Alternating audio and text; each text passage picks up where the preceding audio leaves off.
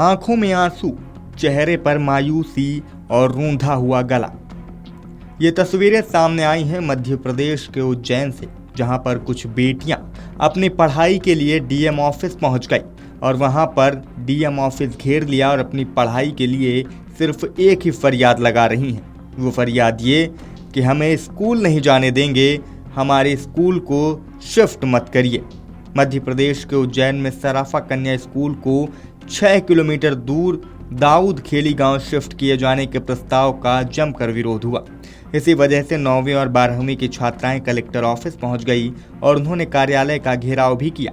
इस दौरान प्रशासन के खिलाफ जमकर नारेबाजी भी हुई। छात्राओं का आरोप है कि स्कूल शिफ्टिंग को लेकर वो पहले भी प्रशासन और शिक्षा विभाग को ज्ञापन दे चुकी हैं, लेकिन उनकी मांग पर कोई फैसला नहीं हुआ। अब उन्हें स्कूल प्रबंधन की ओर से अगले दिन से दाऊद खेड़ी स्थित स्कूल जाने की जानकारी दी गई, जिसके बाद छात्राओं का विरोध और तेज हो गया है।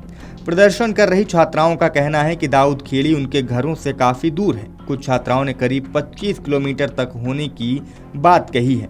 उनका कहना है कि परिवार की आर्थिक स्थिति कमजोर है और माता पिता मजदूरी करते हैं। ऐसे में रोजाना इतनी दूर आने जाने का खर्च उठाना उनके लिए संभव नहीं होगा।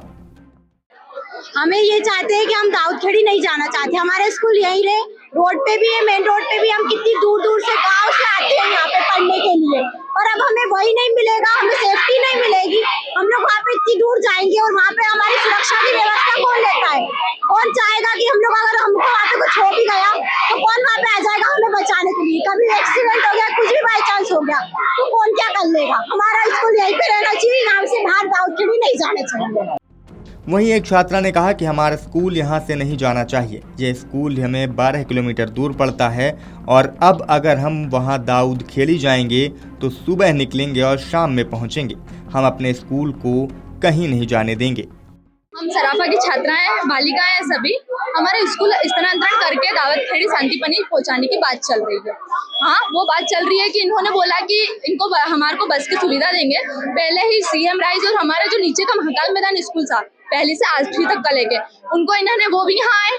इन्होंने सर ने, प्रशासन ने, सबने क्या बोला कि अभी अंतिम निर्णय ही नहीं हुआ है, अभी अंतिम निर्णय आएगा तब लेंगे। लेकिन उनका अंतिम निर्णय क्या हुआ? स्कूल गए वो, और वहाँ पर ना तो टाइम का मैनेजमेंट है ना कुछ आने का मैनेजमेंट है। सर, पेरेंट्स परेशान होते हैं। लड़कियां पहले ही गांव से यहाँ सिटी में सराफा स्कूल में जो भी महाराजवाड़ा वगैरह थे, इन स्कूल में यहाँ पर सब लड़कियां पढ़ने के लिए आती थी। पहले ही तो वो 8-10 किलोमीटर का सफर करके बेचारी आती थी।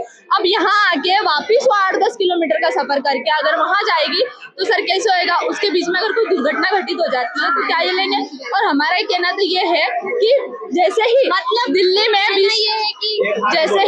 में 20 तारीख को जैन जी ने आंदोलन किया था और झुकना पड़ा सबको, प्रशासन को सबको झुकना पड़ा, वैसे ही हम भी यहाँ आंदोलन करेंगे। भले यहाँ पे भूखा प्यासा मरना पड़े, भले अनजन का त्याग करना पड़े, हम करेंगे। लेकिन हमको तो बस हमारा अधिकार चाहिए, क्योंकि शिक्षा हमारा अधिकार है।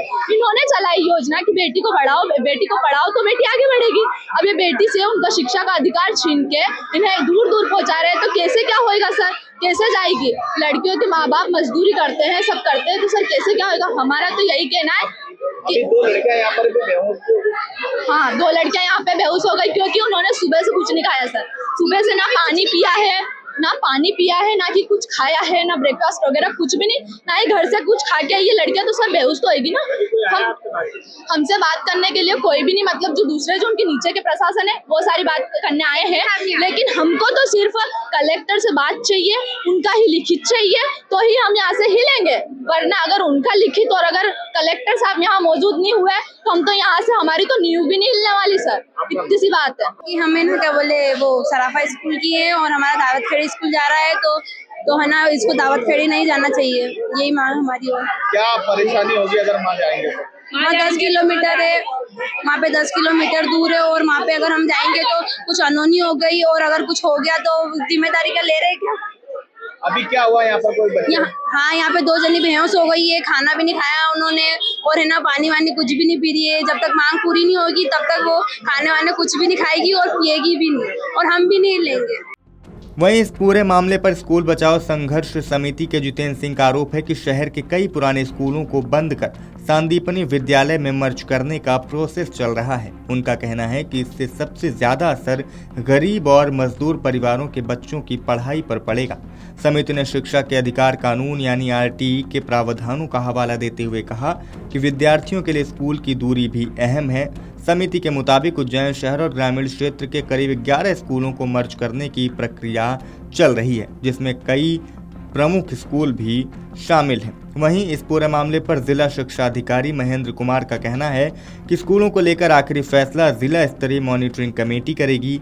कमेटी में पालकों के प्रतिनिधियों को भी शामिल किया जाएगा, जिसमें छात्राओं और अभिभावकों की आपत्तियां भी सुनी जाएंगी। इसमें जो है अभी एकदम निर्णय नहीं होगा कि वहाँ पे शिफ्ट हो रहा है। शासन के भी निर्देश है कि जिला स्तरीय मॉनिटरिंग समिति निर्णय ले। तो जिला स्तरीय मॉनिटरिंग समिति की बैठक शीघ्र होने वाली है, जिसमें पालकों के प्रतिनिधि को सूचित किया जाएगा।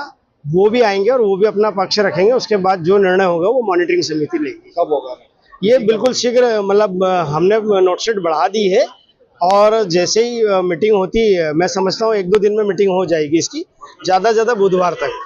लिखित में आपने जो है? हाँ, लिखित में मैंने ये इस प्रकार मैंने लिख दिया उसमें। जब तक स्कूल वहीं पे रहेगा, हाँ, तब तक स्कूल वहीं चलेगा।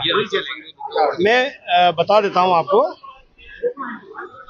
जिला प्रशासन की ओर से मैं जिला शिक्षा अधिकारी शासकीय कन्या उमावी सराफा की छात्राओं को आश्वस्त करता हूँ कि आपका स्कूल और छात्राओं को सीएम राइज स्कूल सांदीपनी में हस्तांतरित करने का या नहीं करने का निर्णय जिला स्तरीय मॉनिटरिंग समिति की बैठक में विचार उपरांत लिया जाएगा और बैठक उसके तब तक जो है विद्यालय पूर्ववत संचालित रहेगा। जिला स्तरीय मॉनिटरिंग समिति की बैठक में पालकों के प्रतिनिधियों को सूचित किया जाएगा। वो अपना पक्ष जिला स्तरीय मॉनिटरिंग समिति के समक्ष रख सकते हैं। बच्चों का चौथा कॉल था, अब तक आप क्या कर रहे हैं? चौथा कॉल था, चौथी बार आए, अब तक आप क्या कर रहे हैं? नहीं, मेरे संज्ञान में ये है कि ये अभी पहली बार आए हैं। 4 बार आपको दे चुके हैं ज्ञापन?